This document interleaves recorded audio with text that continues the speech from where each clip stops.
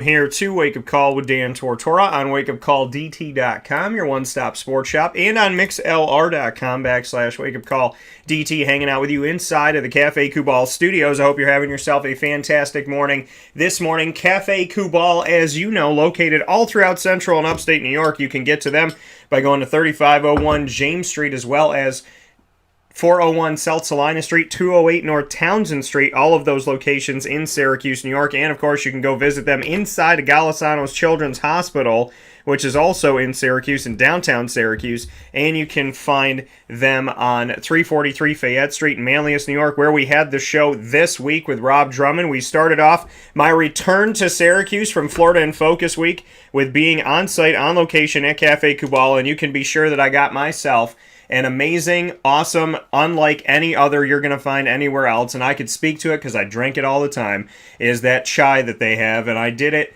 that day with cinnamon swirl.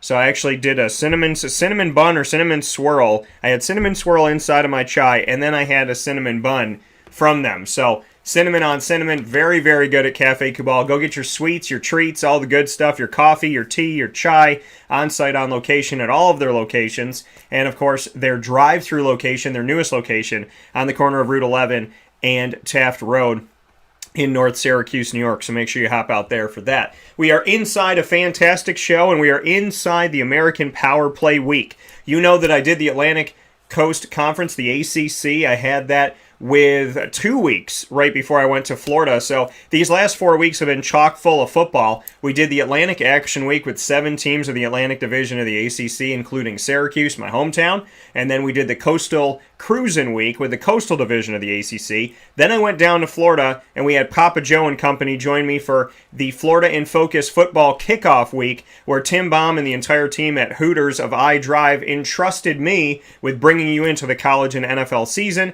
And now we are back here in the studios, in the Cafe Kubal studios, bringing you American Power Play Week, which is the American Athletic Conference's total takeover of Wake Up Call with Dan Tortora. You have heard from Memphis, ECU, and Navy. Today you're going to hear from Tulsa and Tulane, South Florida, and UCF. You're going to hear from all of them. My first ever conversation with Gus Malzahn is going to be on today's show. Dylan Gabriel will be here. Jeff Scott, who spent a ton of years, I think over a decade, under Dabo Sweeney at Clemson, who's now the coach at South Florida. And then obviously coaches I built a lot of long-term relationships with. Philip Montgomery of Tulsa will be on the show today. And so will Willie Fritz of Tulane. So a lot of great stuff coming up in hour number 2. You'll hear from Tulsa from 10 to 10:15, Tulane from 10:15 to 10:30, and then you'll hear from South Florida from 10:30 to 10:45, and we'll round things off with UCF from 10:45 to 11 a.m. Eastern Time. And it's fitting that we have the South as well as Florida itself on the show today, because Papa Joe is there in the South as well, not too far from UCF, not too far from South Florida. And I have to keep reminding myself they're rebranding themselves, so they're not USF anymore. They're South Florida. So they want to be called South Florida, and then UCF is staying UCF. And so we'll have them on the broadcast today after PJ in the same state, and we'll stay in the South with Tulane, which comes to us from New Orleans, Louisiana, and Tulsa from Tulsa, Oklahoma, will all be joining the show today with plenty of great conversations and questions going out to them, and their answers will be coming to you today on video and audio. So we appreciate you being here inside of the Cafe Kubal studios. You're listening to Wake Up Call on mixlr.com/wakeupcalldt, on wakeupcalldt.com as well, and you are watching Wake Up Call on youtube.com/wakeupcalldt, facebook.com/wakeupcalldt, and on facebook.com/livenowdt. So with all that being stated, PJ is up first. We got a lot of conversation. A lot of things have happened in the last 7 days with the Jacksonville Jaguars, and that has given us plenty to talk about with the man, the myth, the legend, the OG, the grand old smooth one, the Goso, the PJ. I thought I had a lot of nicknames. This man's got about 72 nicknames, and I love every single one of them. Papa Joe is here with us to talk about Trevor Lawrence's QB1, Gardner Minshew still on the team, Travis Etienne's injury as a rookie, James Robinson's value increasing, the Jags vs. Saints notes, and Major League Baseball folks, if you love the Jags, if you love to talk about sports, if you love Major League Baseball, and if you love famous Jameis Winston, then you know you got to be talking to Papa Joe. PJ, how we doing? My man Jameis. Oh, my goodness. Yeah, Grand Old Smooth One. That's my nickname, GOSO. I even signed my cards that way, so it's fun.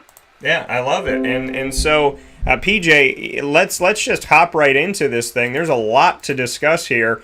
A lot going on, and we always joke about the fact that we have to find a way, somehow, some way to get you to talk about Jameis, but the Jaguars just played famous Jameis Winston. So what did you think about Jameis? I mean, he went out there and, he's in a quarterback competition in New Orleans with Taysom Hill, and he seemingly handled his own very well in that game with what he was able to show the coaches. Well, Jameis looked good. I mean, there's no doubt about it. I mean, I know I ride Jameis pretty good. Never been any doubt about his talent. The guy's got a super arm. He just doesn't think sometimes. He sort of blanks out. And before you know it, he's got 9 million interceptions. He tore apart the Jaguars pretty easy, short. And then the 2 long touchdown passes, let's face it, both of those were lucky. The first one was really, really lucky. The second one, Callaway just made a good play, but those are lucky catches. But, he's rallied to the challenge, and I think that I don't know if Peyton is going to be naming him starter anytime soon, but I think that Taysom Hill didn't look too bad himself either. I noticed one thing with Taysom Hill is that he has not run the ball the other night, not once. He didn't try to get out of the pocket or not 2 yards in a cloud of dust. He didn't run. Jameis, of course, is not going to run. Jameis is going to stand back there. And he's got a big arm. There's no doubt about that. But we'll see what happens. We'll see what happens. He just got to stay focused. I mean, no one's ever doubted Jameis Winston's talent. It's never been questioned. What's questioned is his brain. Yeah, I mean, and it's the decision making. That's the thing. Like you said, he's got the arm, he's got the talent. It's just he doesn't always make the best decisions. Like you said, it's his brain, because sometimes, a lot of times that he's been out there, he's throwing to the other team. That's the thing is, it's not his pinpoint accuracy. It's just that he's accurate with his team and he's accurate with throwing to the other team. So, he's not, it's kind of like when they train you how to be a cop and they have the different thing, like the different like cardboard cutouts pop out, and it's like, this one's a bad guy, this one's a person you're supposed to save, and some people just kind of like freak out and they shoot everybody. That's kind of the same thing with Jameis on the football field, is when he sees an open person, whether it's got a jersey on that he knows or not, he throws there. So, that's the thing. 33 touchdowns, 33 interceptions in a season, 33 touchdowns, 30 interceptions in a season is not something you want to write home about. So that's the issue. And that's something that, obviously Sean Payton and company are looking at and trying to figure out, do we want to do this? But you mentioned the fact that Taysom is in a situation where, he didn't really run. And I wonder if that was by design. I wonder if they're saying, hey, listen, this is the preseason. I don't want to, Sean Payton doesn't want to show anybody kind of what you're going to do, the sets we're going to put you in, how we're going to try and get you through the lanes that, we're going to try to create. Maybe they didn't want to show anything. Maybe they didn't want to get him hurt. And so they kind of just told him, hey, stand back there like Jameis and just sling it and see what you can do. That's exactly right. That's the way I felt also. Taysom Hill's got the talent. Not as much talent as Jameis, but he's got the brains. That's what Sean Payton loves about the guy. He just knows what he's doing out there. He doesn't have the arm strength that Jameis does, but he can get the ball in tight windows. He's a player. Now, what I want to see, I don't know if Sean Payton would do this. If he names Jason the quarterback, what's Hill going to do? Is he going to be the backup? Will he be number 3? Because they're going to put him out there wide. They'll put him out at the tight end. They'll put him in the backfield. I'm not sure you want to knock the heck out of your backup quarterback if that's what he's going to be. Sean Payton is a smart guy. He's going to look at every angle, and he'll make the right decision. And if it's Jameis, it's Jameis. Jameis is just going to have to think. That's all. Yeah, and so we'll have to see how New Orleans shakes out. We do know that what has shaken out with the Jacksonville Jaguars and their quarterback competition is that a decision has been made following the preseason game. the new head coach of the Jacksonville Jaguars, Urban Meyer, has made the decision that he is going to go with Trevor Lawrence. In fact, he is going to go with his rookie in week 1. He's not going to wait. He's not going to give it some time like they did with Blake Bortles and Chad Henne and in other situations. They're not going to do this. So he is going to go out there right away. What are your thoughts on the Jacksonville Jaguars and Urban Meyer's decision to start Trevor Lawrence right away? Well, it's been no secret. I mean, everyone down here has been reading the papers for months. And, you're not going to waste a first-round pick on the best player that's come along in 10 years and not start him. I mean, this doesn't surprise anyone. What does surprise me is he waited till the end of the second preseason game. I realize there's only 3 preseason games instead of 4, and Urban's not quite used to this, what's happening. He probably should have bit the bullet earlier, and after the first game, it says, all right, look, forget about it. Minshew's a heck of a quarterback. He's going to back up. Lawrence is going to start. Lawrence has to get more rhythm with his offense. I mean, the offensive line, the offensive line had 3 guys. Linder, Norwell, and Robinson missed the game. Now, if you want your quarterback to play and make plays, you got to have an offensive line that's going to consistent. I'm surprised he even played Lawrence with those 3 guys out. Boggles my mind. And with that being said, he still did a good job and got some good throws off. He's let's face it. I mean, he's going to be our quarterback probably for 15 years. I just want to see him on the field, and I want to see the plays that he makes. That's all. Yeah, and you want to see him healthy. I think the big issue that we're dealing with here when we're talking about the Jacksonville Jaguars is the fact that Brandon Linder has been their center for a while. AJ Cann has he's I think he may be the only guy with the longest tenure on the team. I think he does have the longest tenure on the team at right guard, and so AJ Cann's there. He's been there for a long time. Brandon Linder's been there for a long time. You got your left guard, Andrew Norwell, that 2 years ago you took away from Carolina by giving him a juicy contract for a bunch of years. I think it was 5 years for Andrew Norwell, making a ton of money at left guard. Then you draft Cam Robinson early and you pay him at left tackle. Then you go out and draft Jawan Taylor and pay him at right tackle. But the thing about this, PJ, you know it and I know it, this group of 5 has never had an entire season where they've all stayed healthy together. And I know Jawan's the youngest on the line, but if you go back and you look, Linder's been hurt. Can's actually been the healthiest, but it's, and he's played hurt before.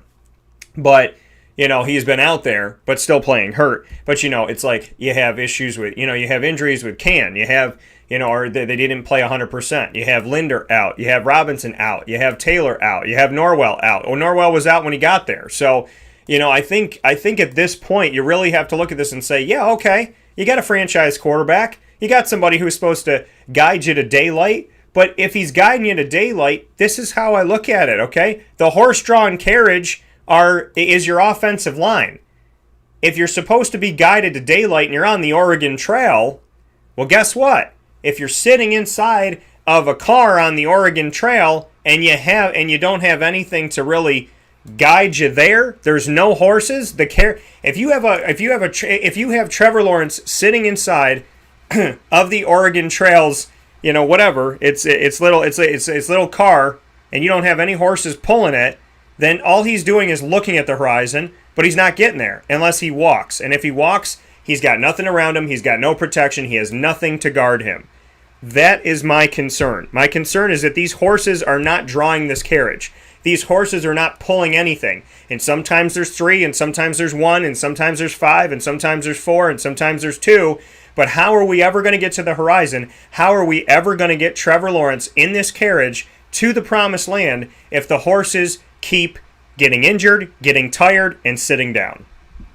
Well, good point. That's a good analogy. Urban Meyer is a big fan of what we call the bookend tackles. He always had them in Florida, and he's got them here at Jacksonville with Cam Robinson and Jawan Taylor. Those guys are beasts. Now Taylor hasn't played up to his potential yet. I think there's still something more left, but he's got to have those 2 guys. He's got to have the bookend tackle. And the rest of the guys got to play. All 5 have got to play in order for Lawrence to gel. And if Lawrence isn't gelling, he's not going to score any. He's not going to score any points. But I'll tell you, there's somebody lurking, and that's Walker Little. This kid's a beast. I mean, we saw it. I mean, I looked at him specifically, and he made some good plays and pancaked a few guys. He is enormous, 6'7", 340 pounds or something like that, on his tippy toes. He's right there. If Taylor and Robinson can't make the grade, they're going to move Walker Little in. I mean, Walker Little is that good, and he wouldn't have drafted him if not.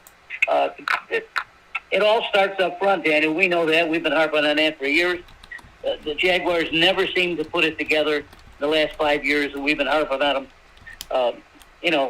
Gus Marone, I mean, he got the two bookends, Taylor and Cat Robinson. Now it's up to Urban to get these guys to work. Because if not, I don't know who his left tackle is going to be. Probably Cam Robinson. The left tackle is the most important player on the offensive team. If the quarterback can't see the left tackle coming, and that's the bad thing about it, because Lawrence is right-handed.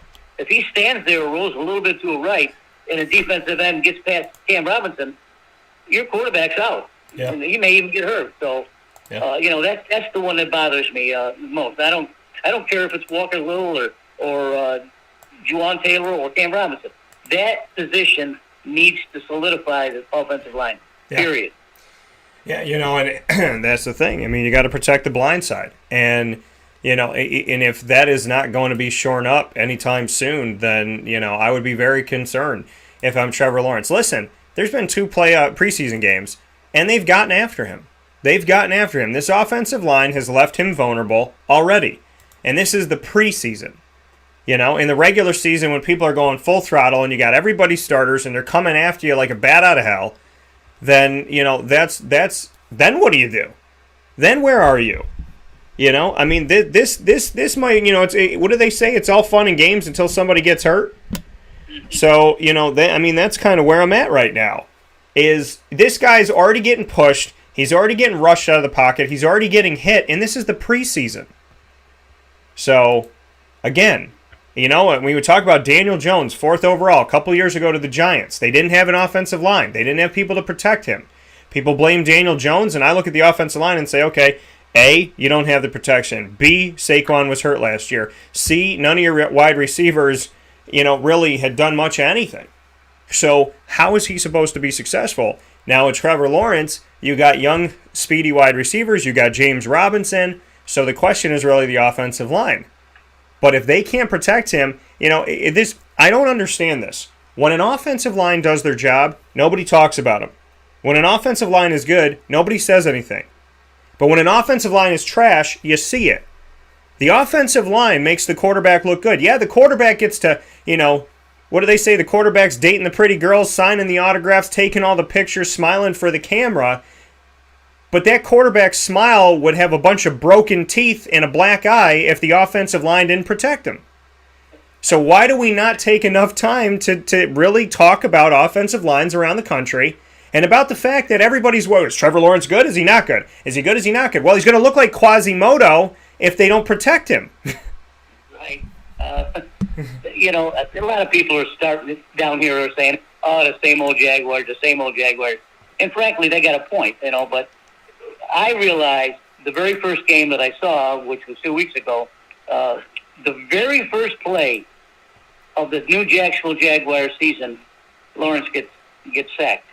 And I'm thinking to myself, oh, geez, not again. I don't want to see this. And then the pundits are going to jump all over the team. It was a terrible start. But frankly, since then, Lawrence has done a good job. This kid's not a wimp. I mean, he's a tough kid, but it needs work, no doubt about it. The timing has to be better. The 5 guys have got to play up front. They got to be a team. Lawrence has got one big arm. Give him 4 seconds and he'll make a play. But if after 4 seconds he'll be running for his life. So I don't know. They got rid. They waived one guard to tackle Derwin Gray and signed another one. Brandon Treacher or something like that. I don't know where that's going either. But maybe you know something about that. But the guys, the wide receivers are there. James Robinson probably got the worst news he's ever had when his running mate got out for the season.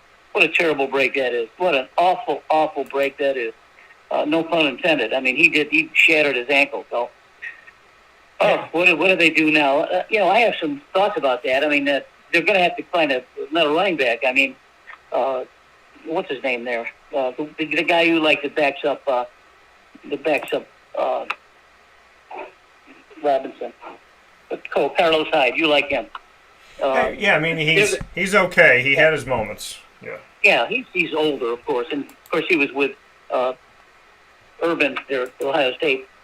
I'm going to propose a trade. Okay. Now that we know we're settled at quarterback, and now we know how good C.J. Beathard is, although against trash time, I'm going to propose a trade. I propose that the Jaguars trade Minshew for a good running back, either a starter running back or a secondary running back somewhere. There's got to be something. There's got to be some talk somewhere. No, I don't want to get down on Minshew because he's a good guy. He's a good player. He's not a great player. But I seem to think that might be something that the Jaguars maybe should pursue. Well, yeah, and it's something that I brought up with you as well, and I brought this up a while ago because I said there's going to be teams that need a quarterback, and Gardner Minshew has ignited a team. Granted, the win-loss record doesn't show it, but he's great PR. He's positive PR. He's got experience, and he does some good things. And he never likes to quit. And he's got a great story to tell. So, to me, he's valuable to teams that are out there. He's valuable to, as I look down the line, Carolina. If it doesn't work with Sam Darnold, ruh-roh, well, then there's something there. I mean, obviously Chicago spent the pick on Justin Fields, so I'm going to stay away from that. But you look at Cincinnati, Joe Burrow, not wishing anything bad on anybody, just talking about situations. Joe Burrow went down with an injury last year, and Cincinnati didn't have the help behind him. That's something to look at. Denver is trusting in Teddy Bridgewater, named him the starter, but they haven't been sold on their quarterback in years. So you look at that situation. Then you look at Houston and everything that's going on with Deshaun Watson. You probably the biggest bet, you look at the Colts inside the same division of the AFC South. They just got Carson Wentz. Man can't stay healthy to save his life. A fly went by him and he fell off the skateboard. That's what it seems like. So, it's like you look at the Colts and say that's a perfect situation for him as well. You also look at a team like the Raiders. Is John Gruden sold on Derek Carr forever? That's something to look at. Then, you just going down the line and going through this here of who may need it. In the here and now, the biggest bet is Indianapolis. Could also be Miami with Tua because of his health. So there's something that you look at there. They don't have Ryan Fitzpatrick. They've used him. They've utilized him. They had him as a security blanket. He's not there. The Patriots. What if Bill Belichick doesn't like the way that Mac Jones is running it? We know Cam Newton isn't there for long. So then you look at that situation. I mean, I can go down the line. The Saints. If Jameis is your starter and it's not working out, well, then you look there. But I think the biggest bets for him right now, because, he's getting older, when we talk about Ryan Fitzpatrick with Washington, I would say to make a trade right now, they could look at Washington. They could look at Indianapolis. There's certain places in the here and now that they could. Philadelphia, if the Jalen Hurts project doesn't work. I said this a while back, and so you proposing this trade makes perfect sense to me, because a while back I had made the statement of, if you're going to keep Gardner Minshew, then he's trade bait. You have a starting quarterback backing up your hopeful franchise quarterback who has a bunch of experience playing in the NFL. The Colts need the help right now, and the Colts have a couple backs besides Jonathan Taylor. The Eagles may need the help right now, and they got about 5 backs on the team. So there is some stuff here. I think it's backs. I think it's also some, maybe a pick or two, maybe a third rounder, maybe a second rounder, something in there. Get something, but, I definitely agree that Gardner Minshew is trade bait, because I said it a long time ago. And, in the way that we live in the NFL with 32 franchises, somebody's quarterback is going to get hurt. and they're going to need help. And so I think the Jacksonville Jaguars are in prime positioning having Gardner Minshew because somebody's going to call them at some point this season. But true, and I hope that someone's listening to me out there. The reason I say that is if you looked at the game this last week, there were some good points. That the offense did a fair job after a while, but they got behind 14-zip, and you can't do that against Sean Payton. C.J. Beathard really looked sharp. I mean, he made some great throws. CD pass to Colton Johnson. He made some great throws, and frankly, he's looked better than all three of the quarterbacks, although he's played in garbage time. But notwithstanding that, the kid stood back there and made some good decisions and made some good throws. So I'm feeling is that I think that Gardner is trade bait because C.J. Beathard looked so good in the last couple of games. Got 3 TD passes in 2 games.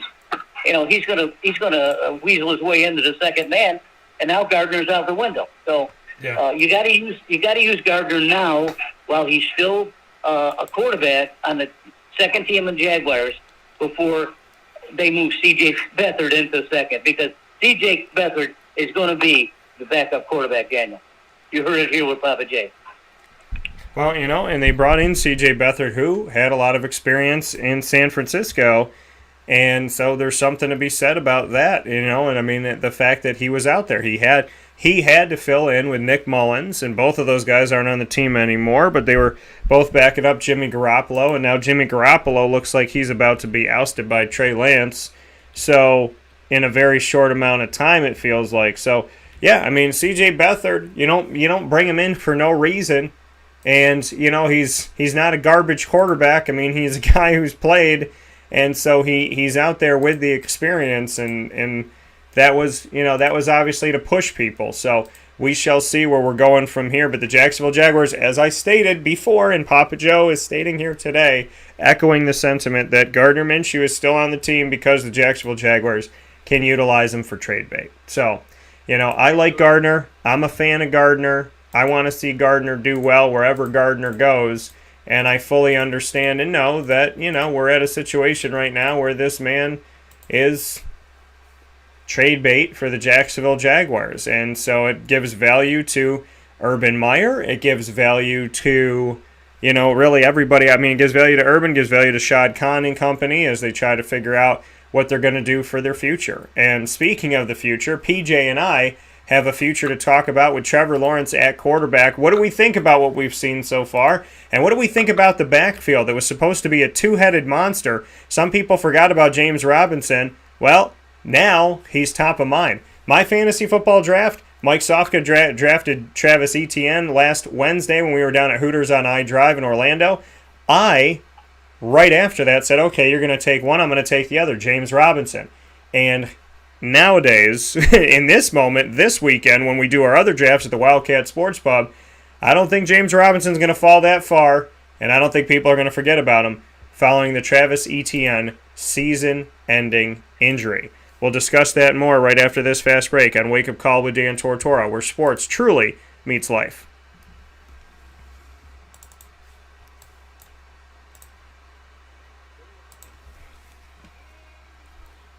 Carvel DeWitt, it's what happy tastes like. Do you know why? Because we make ice cream. Creamy, rich, flavorful ice cream. Not yogurt or iced milk like some of our competitors. Ice cream. Fresh, by hand, daily. For the calorie conscious, we have something new for you. Our new Carvelite. Same great flavor, creaminess, and texture of our regular ice cream with only 35 calories an ounce. So whether you want an ice cream cake, flying saucer, dasher, carvalanche, hard or soft ice cream, we will satisfy your craving with our fresh, handmade regular or new Carvelite ice cream. Carvel DeWitt. It's what happy tastes like.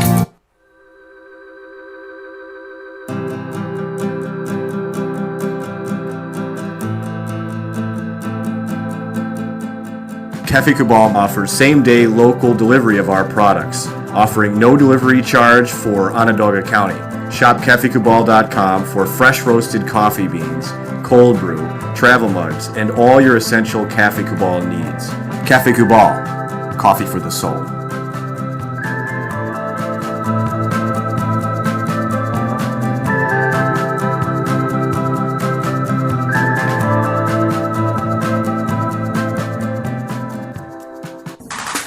The Wildcat Sports Pub in Camillus, New York is located on 3680 Milton Avenue in the Home Depot Plaza. It is your family-friendly sports bar and restaurant.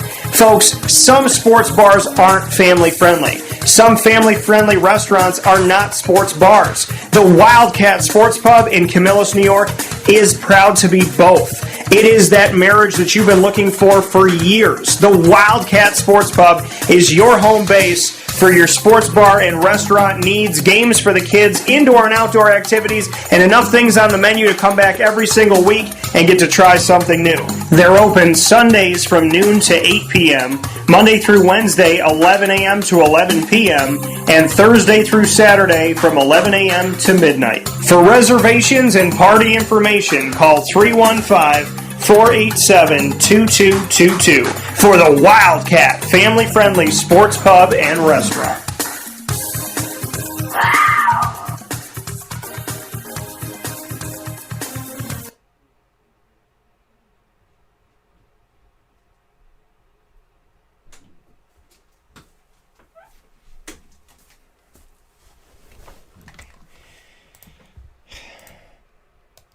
Welcome back here to Wake Up Call with Dan Tortora on wakeupcalldt.com, your one-stop sports shop, and on mixlr.com/wakeupcalldt, hanging out with you inside of the Cafe Kubal Studios. Cafe Kubal, 3501 James Street, 401 South Salina Street, 208 North Townsend Street, all in Syracuse, inside of Golisano's Children's Hospital in Syracuse, New York, and we thank them for all that they're doing for the community and beyond. And also want to send some love out to 343 Fayette Street in Manlius, where we just were at the beginning of this week to start off the show with Rob Drummond, bringing you into the Syracuse football season and giving our opinions on 2021's season. And we also have had the opportunity to head out to the newest Cafe Kubal, which is the first ever drive-through experience for Cafe Kubal, and that is on the corner of Route 11 and Taft Road in North Syracuse, a.k.a. Sweetheart Corners, for those of you that are nostalgic and know your North Syracuse and really Central New York trivia. So a lot of great stuff here. Inside of MonPazPopcorn.com's What's Poppin'? Papa Joe's poppin' first. And we're talking about a lot of different things here. And in hour number 2, you're going to see my video Q&As with Tulsa, Tulane, South Florida, and UCF. Their coaches and their players all converge on Wake Up Call in something that I'm calling American Power Play Week in hour number 2. So very excited about what's coming up with that. With that being said, PJ and I talking about the Jacksonville Jaguars. A lot of topics that are bringing us through this week. PJ, your thoughts on Trevor Lawrence and what you've been able to see from him so far? Good decision-making, good footwork. What have you seen at this point? He doesn't need anything. I know that there's a quarterback, Schottenheimer's a quarterback coach, and there's an offensive coordinator, Bevel, but he doesn't need anything. I mean, he came from Clemson already polished. He's big, he's strong, he's got an arm, he's got a head. So, you know, the sky's the limit for this kid. All I want to see is him work. I don't want to see him laying on his ass and getting himself hurt. That's why we harp so much about the offensive line. There's no question about his skills or his ability to make decisions. He's got it all. And there was one play that I really was tickled about. He had to get a first down. I don't know how long it was, but I saw him run, and I'm thinking to myself, get down. And when he explained the play, he said, if I got down, I was going to be short of the first down, so I had to go for it. And he rammed his butt right inside of two guys and got enough for the first down. That shows you the toughness that he's got. Now, I'm sure Urban Meyer winced a little bit at that, but he's also saying, damn, this kid went after that first down. And that's what he's going to have to do. He's big. I mean, he's 6'6". I mean, we've seen a lot of big quarterbacks come through Jacksonville with Blake Bortles and the other guy. They're both 6'5", but not like this kid. And he can make all the throws. We've seen that. We've seen him roll to his left and throw to his right. We've seen him go to his right and throw to his left. I mean, he throws the ball 70 yards down the field. He doesn't need anything. All he needs to do, Daniel, is to stay on his own 2 feet. Yeah, you know, and that's something that he's going to need some help with his offensive line, as we had mentioned before. Who he won't have back there is his security blanket from college. Travis Etienne Jr. has come down with a season-ending injury, got hurt during the game on the road against New Orleans, and was limping there on the sideline, and now he will be out. And so this injury is called a Lisfranc injury. And looking at this right now, looking at this, it's going to put him on injured reserve. He's going to miss the entire season. And so as we go back on this, Etienne caught one pass for 3 yards, carried the ball once for 1 yard before getting hurt. And, now he will not be back this season, the 25th overall pick. Now, Urban Meyer, the head coach of the Jaguars, said that he had looked at Etienne lining up at receiver in addition to running back, kind of like what he did with Percy Harvin back at Florida. And so that's not going to be happening here, and we're not going to see him out there. The Lisfranc injury, the foot injury, is going to take him out for the entire year as he's on injured reserve. So your thoughts on this? Travis Etienne coming onto the team, James Robinson already being there, look like, a potentially very explosive backfield for the Jacksonville Jaguars. And this is something that you really can't control, PJ. What was your reaction to seeing Travis Etienne not only be on the sideline in the preseason game, but knowing that he's now going to be on the sideline for the entire season, and he will not play this year, which means technically next year will be his rookie year? Absolutely shattering. I'm sure the kid is just beside himself. I question Urban the first couple of days, and I didn't think he was using Etienne enough. Yeah. Maybe he was saving him for the season and not showing anything what the guy can do on the outside. But, catching a pass for 3 yards or running the ball for 3 yards, that's not what you're supposed to do with a guy like this. I would have liked to see him featured a little bit more because I wanted to see what he and Robinson were doing in the backfield together. It didn't come out. Urban just was not going to use him, period. And not only that, the poor kid gets hurt. Now, instead of having a two-headed monster and having the defenses just shudder watching these two guys in the same backfield, now there's only one, which is James Robinson, and he deserves all the credit he can get. But I don't want Durbin to overuse this guy. He's still a little guy. He's not a very big guy. He's tough, though. We know that. We saw him play last year. He's an extremely bright young man, knows exactly what he's doing with the ball in his hand. But he's got to have someone backing him up, Daniel, that's going to make some of the plays that he could make. Yeah. And I don't know where that's going to come. That's why I proposed to trade earlier to get rid of Minshew and find a good, solid, Class A running back somewhere that can ease the workload. It's just terrible. It's terrible for this young man. I don't know. He's probably crying his eyes out, and I don't blame him. And he was going to have a chance to work with Lawrence. It's awful. There's nothing else you can say about it, and you can't sugarcoat it. It's terrible. Yeah. So, and that being said, he's going to have to rehab, and Lawrence is going to have to now get used to just working exclusively with James Robinson. There's nothing wrong with that, and maybe another good, really solid running back. I'm not questioning the running backs we got on the team because I don't even know who they are. Nate Contrell, Divine, O.C. Jobo, something like that. Carlos Hyde. These guys don't blow my skirt up. So you gotta bring in someone, and that's why I propose the trade with Minshew. Yeah, and that's where we're at. The Jaguars are going to need some assistance. The Jaguars need some help, and and this is only 16 snaps did Etienne play in the first two preseason games. Carried the ball twice for 3 yards.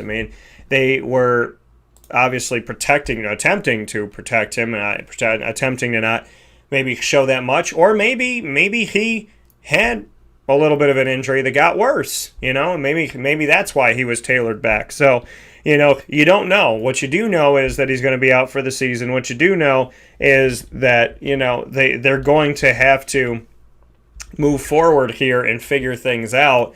But what I like is the fact that, James Robinson is back on people's minds. I'm not happy that Travis Etienne's out, and I'd be bawling my eyes out too. What I'm looking at now is the fact that we're in a situation where he speaking of James Robinson, can get after it. And I thought he was going to have his place, but now even more so, he has an opportunity to showcase himself and showcase why this undrafted rookie out of Illinois State got to 1,000 yards last season. Now I'm going to mention the people that are currently free agents that they could go and pick up. And it's kind of funny, the names that I'm going to mention to you, because the names that I'm going to mention to you are guys that, were big-time names just a few years ago. And some of them were on the team. Chris Thompson, who was with Jacksonville, he's out there. TJ Yeldon, who was with Jacksonville, he's out there. Todd Gurley's out there. Duke Johnson Jr.'s out there, who I covered in college at Miami. LaShawn McCoy, Adrian Peterson, Frank Gore, Le'Veon Bell, Bryce Love, who came from Stanford, Raquel Armstead, who the Giants had and gave an opportunity to. That's something, somebody that the Jaguars let go of last year because he got hurt. Bo Scarborough, he's been with Jacksonville, and he's out there.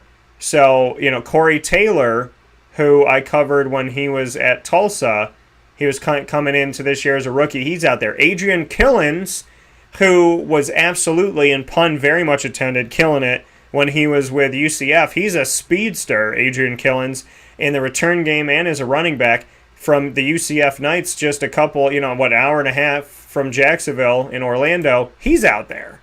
So, or 3 hours. He's out there. So, I'm just mentioning some names that aren't going to cost you about $12 in a Charms Blow Pop to bring him in. So just something to look at. There are some guys out there. There are some names out there. And there is some youth out there. And a guy like Corey Taylor or a guy like Adrian Killins. So and my guy Mo Neal from the Syracuse Orange that had 2,560 yards rushing and averaged 5 yards per carry. He's out there too. So there are people out there that would cost Jacksonville almost nothing to bring in, and they're unrestricted free agents.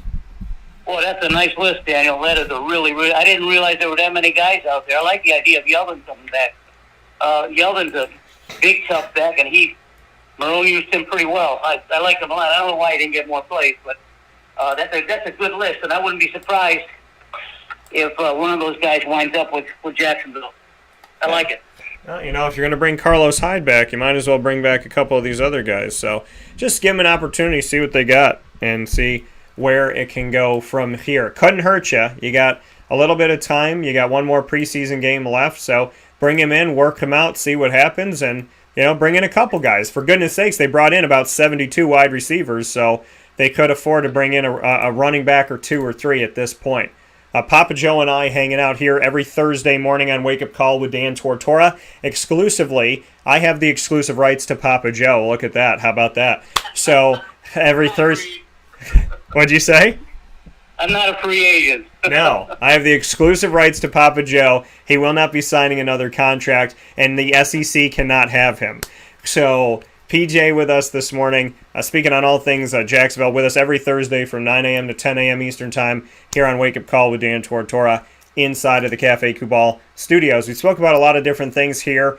James Robinson's value, obviously. We'll make a quick note before we jump to the baseball realms, but what is your take on James Robinson? I mean, he was a rookie last year. He came out as an undrafted free agent from Illinois State, as I had mentioned before. He's looked good. He looked good in the game against New Orleans as well. This is a guy who looks like he's gotten faster, and he did a ton of great things last year. I mean, for goodness sakes, he played in 14 games last year. He started all of them, ran 240 times for 1,070 yards, averaged 4.5 yards a carry, averaged 76.4 yards per game. He also caught the ball. He caught 49 of the 60 passes thrown his way, 344 yards, 3 touchdowns receiving, 7 touchdowns rushing, and overall, his cumulative yards last season were 1,414.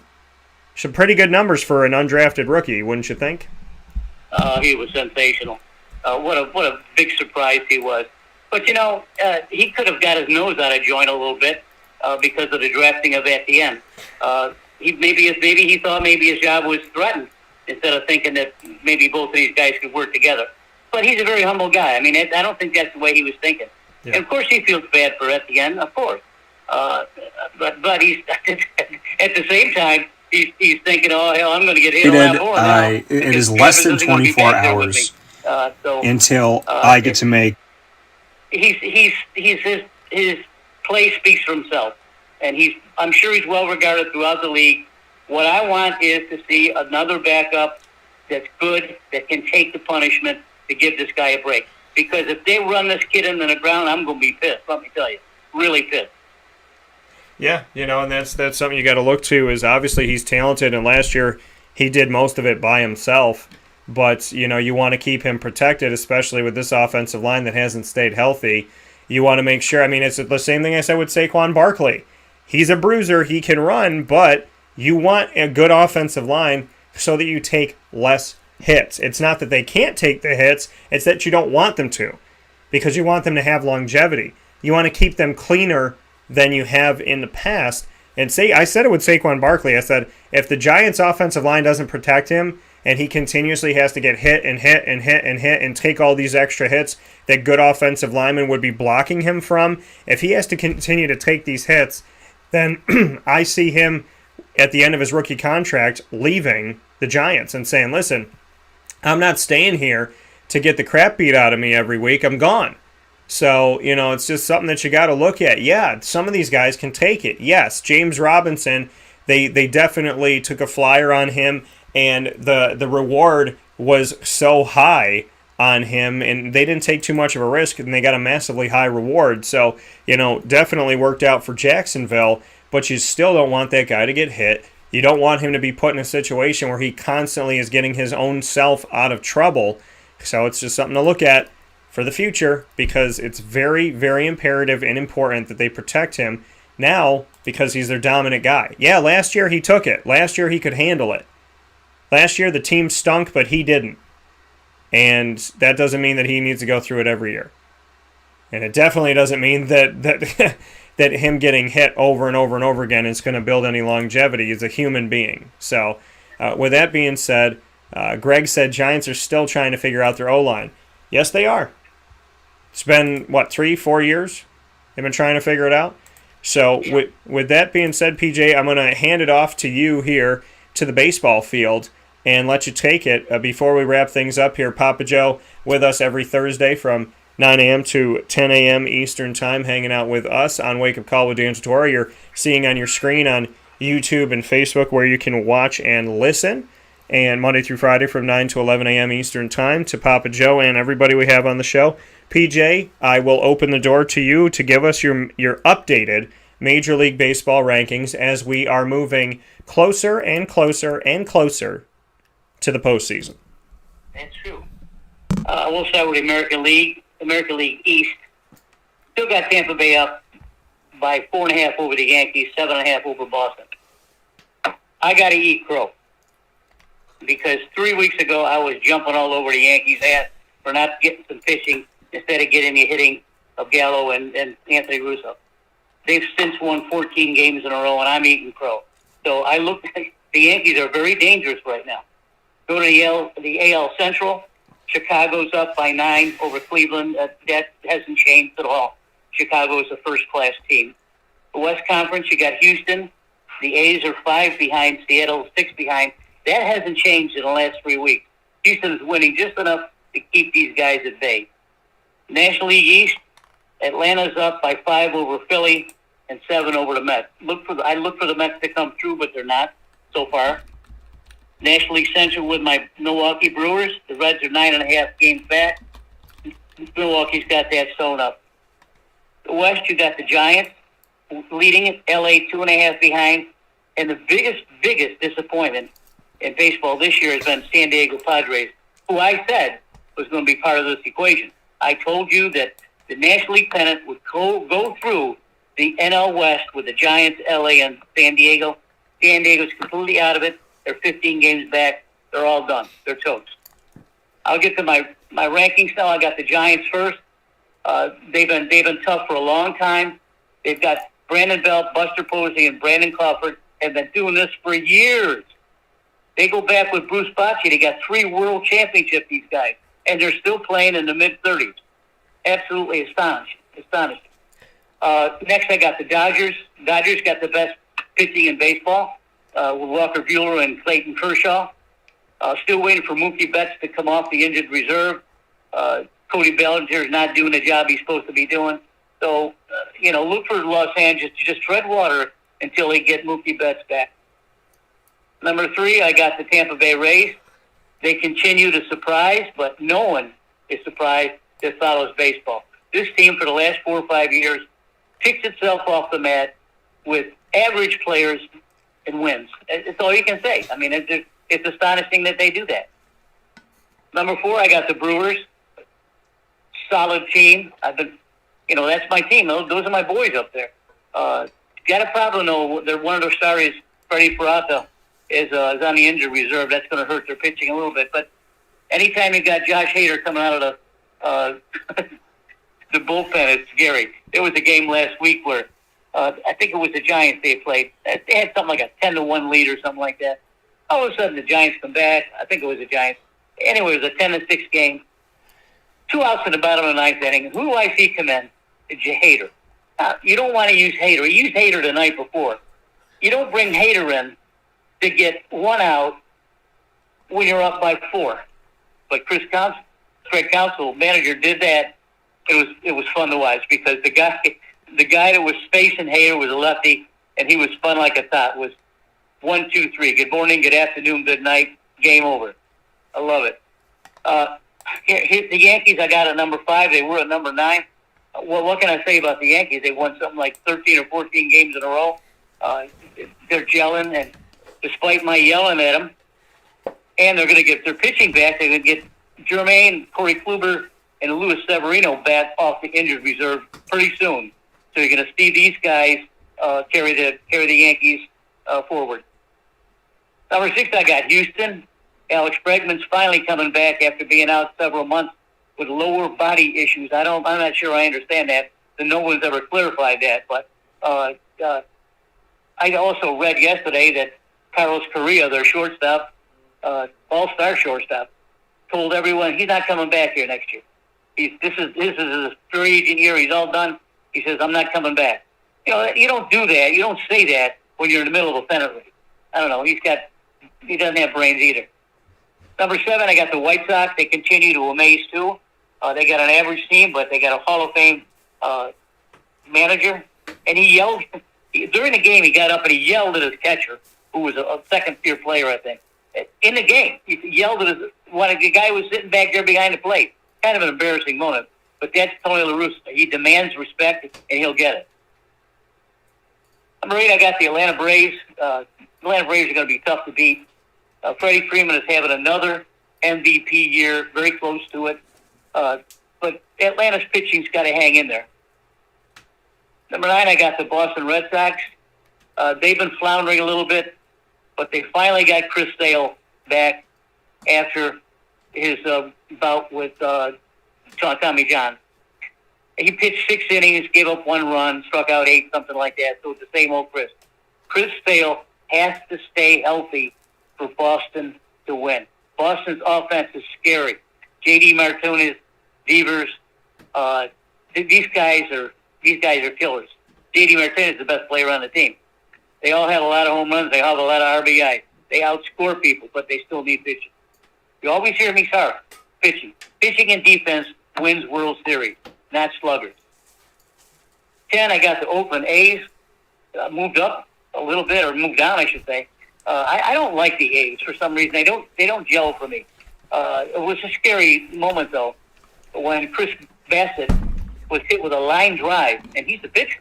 Yeah. He was hit by a line drive and broke his face open. I mean, he's got facial fractures all over the place. When you think that these guys throw 100 miles an hour, when a ball is hit, it's coming back at you at 100 miles an hour, and you can't get out of the way. And it was sad to see that. And, the guy has, that doesn't happen in baseball very often.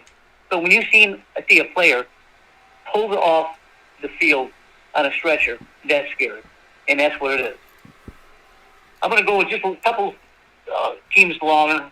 I got Cincinnati at number 11. They're trying to stay with the Brewers. They got a decent team. They may squeak into the at-large, but they got to play a little bit better. Number 12 is Toronto. Another major disappointment this year. They got better at, what's his name? Anyway, they got 3 young hitters, but the pitching hasn't stayed up, and it's unfortunate. And I expected them to be a lot better. Padres have dropped all the way down. I'm trying to get to my Angels. Yeah. My Angels of the team, like your team is Arizona.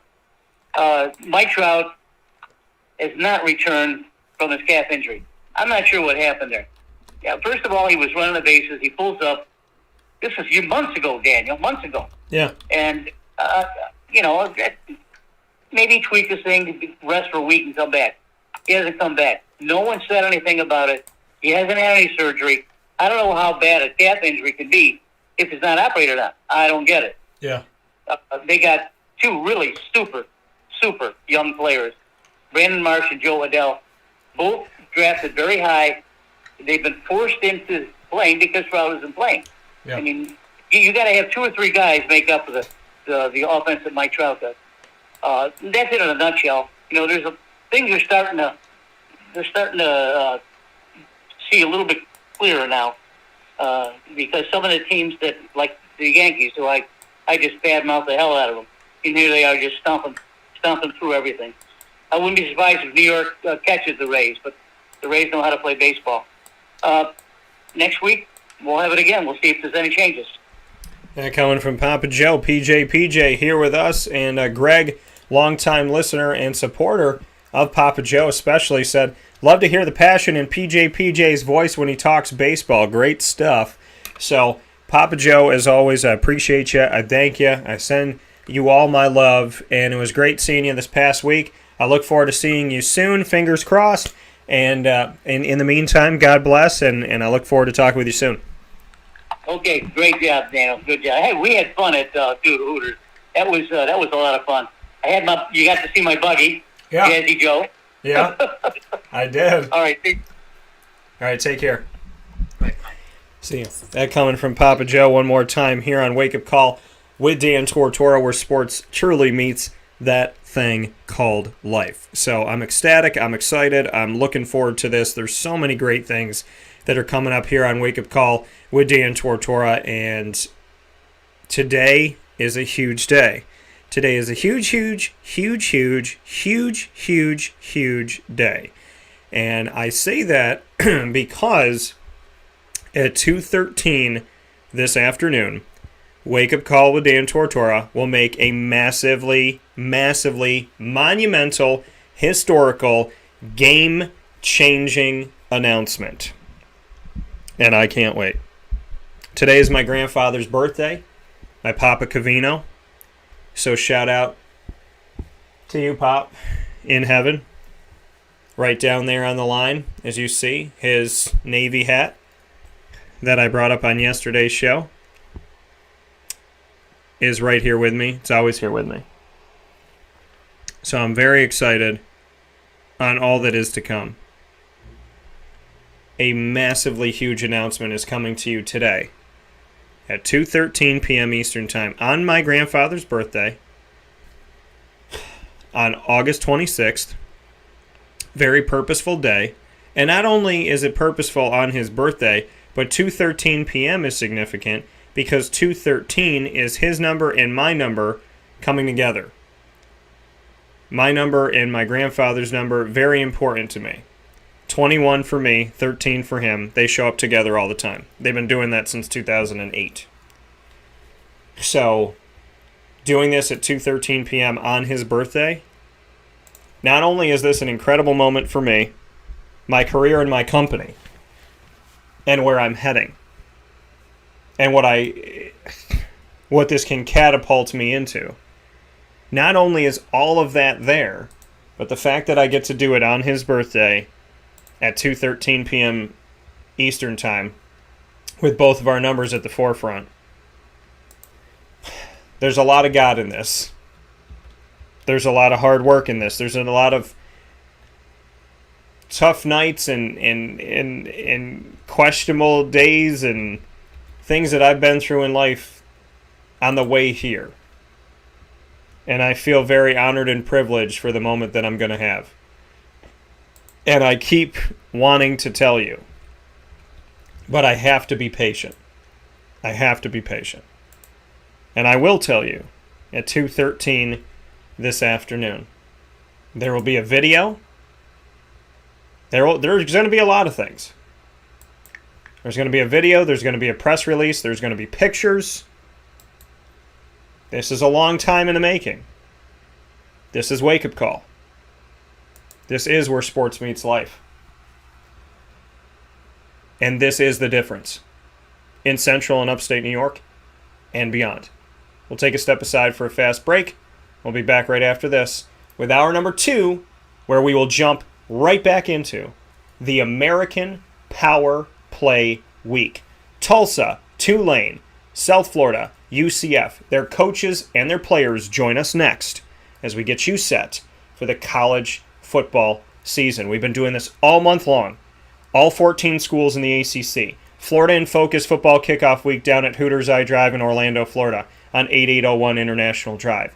And now the American Power Play Week. You've heard from East Carolina. You've heard from Navy. You've heard from Memphis. Now we have Tulsa, Tulane, South Florida, and UCF coming up right after this.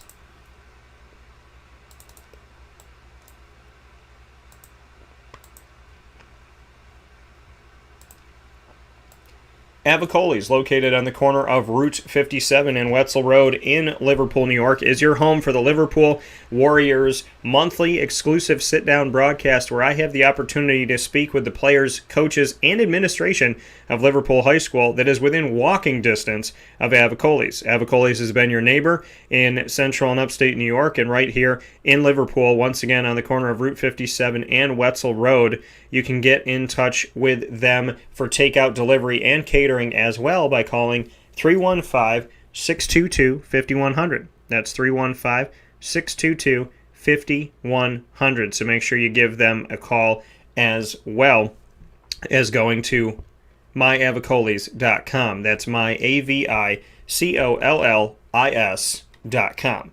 Canine Camp Dog Daycare and Canine Campground Dog Boarding, your home for your furry loving friends. When you have to find a place to drop your dog off for a little bit, listen, I know we get nervous. We want to make sure that we have a good place to drop them off to, somewhere where we can trust the people that are taking care of our dogs. Well, I have trusted Canine Campground and Canine Campground and Canine Camp Dog Daycare right there in East Syracuse. I've trusted Lorraine Perry and her entire team, Chad, Heather, and everyone that have done everything that they possibly can to be an extension of our family. They're not just there as a business. They're not just there to take your dog and, okay, we'll take him at 11, pick him up at 5. They go the extra mile. I think they go the extra mile upon mile upon mile at Canine Camp Dog Daycare and Canine Campground Dog Boarding. The daycare located on 228 Old Bridge Street in East Syracuse. You can call them for more information. They have grooming there. They also have a store there to buy everything you need for your dogs, from their leashes to their collars to their harnesses, food, toothpaste, whatever you got to get, it's all right there. And, of course, the daycare's there. You can call them at 315-437-7110. It's 315-437-7110. And you can go to the Campground Dog Boarding and go there for longer-term care. Every single one of the dogs gets their own cabin, and you can call 315-299-4013. That's 315-299-4013 for long-term care for your furry-loving friend. Thank you to Canine Camp Dog Daycare and Canine Campground Dog Boarding. From Lily and I. PB&J's Lunchbox, the awesome, eclectic, amazing, colorful food truck that you chase all over Central and Upstate New York. Well, now, all throughout the year, they have their own street side cafe. So yeah, you can go to their food truck in Central and Upstate in New York. You can go to the events. You can go and see the food truck. But now when you're jonesing for that food, you can now go to their street side cafe. It is the best of both worlds. They're on the road and they're there in the brick and mortar. 663 Old Liverpool Road in Liverpool, New York. Love PB&J's Lunchbox. Pat and Sue and everybody that's there, they do an incredible job. And I love everything they come up with. They're constantly changing things up and coming up with different ideas. The barbecue chicken quesadilla is fantastic. That's my newest favorite there. They have the award-winning PB&J, grilled PB&J that you can get there with roasted pecans and grape jelly or strawberry jelly. Head out there, minutes from the Thruway, the Highway, Destiny USA, and Onondaga Lake Parkway at 663 Old Liverpool Road in Liverpool, New York. Victory Sports Medicine and Orthopedics, 791 West Genesee Street in Skaneateles, minutes from Skaneateles Lake. Absolutely beautiful out there. Victory Sports Medicine and Orthopedics understands that every day needs to be a step toward victory. Every day is one move forward, and they help you. They listen to you. They care about you. They walk you through the process, whether it's preventative care, rehab, physical therapy, surgery, laser therapy, whatever it may be. Victory Sports Medicine and Orthopedics is multifaceted to help you with your injury from head to toe. So whatever your injury may be, call today and schedule an appointment at 315-685-7544. They help to get our student athletes and our athletes back on the field, and they help you get back into life. 315-685-7544. Back here inside of the Cafe Kubal studios on Wake Up Call with Dan Tortora, where sports meets that thing called life. It's time to jump into our conversations in American Power Play Week. The American Athletic Conference is in a place right now where they have 11 schools for football, and I think they should make a power play to go after the Big 12 and grab some schools there and have some opportunities. With Oklahoma and Texas leaving, I don't wish anything bad on the Big 12. That's not what I'm saying. I'm saying that a team like TCU was supposed to come to the Big East and ended up going to the Big 12 because of realignment. So now in the irony, as realignment has shifted, now the American Athletic Conference has an opportunity to make a play for them again, make a play for Texas Tech, make a play for Baylor, to bring those schools in, which would ultimately aid you in what you're already... I mean, they've moved to Texas. They're in Irving, Texas right now. They moved their headquarters from Providence, Rhode Island to Irving, Texas. You got SMU, you got Houston, and you have the opportunity to go grab TCU, Texas Tech, Baylor, and have 5 Texas schools here and inside of the American Athletic Conference, and 5 Texas schools all around your new headquarters for the American Athletic Conference. So, seems to make sense. I'll talk with the coaches about realignment and more coming up here on Wake Up Call with Dan Tortora, and you'll hear from the players. So, let's get things started off with somebody who is no stranger to the broadcast. That is my guy, Philip Montgomery of the Tulsa Golden Hurricane, and this is what he had to say when we had the opportunity to speak heading in to this upcoming 2021-2022 season. American Power Play Week starts today with Tulsa. Good afternoon, Coach. Hey, Dan, how are you? I'm doing well. I hope you are as well.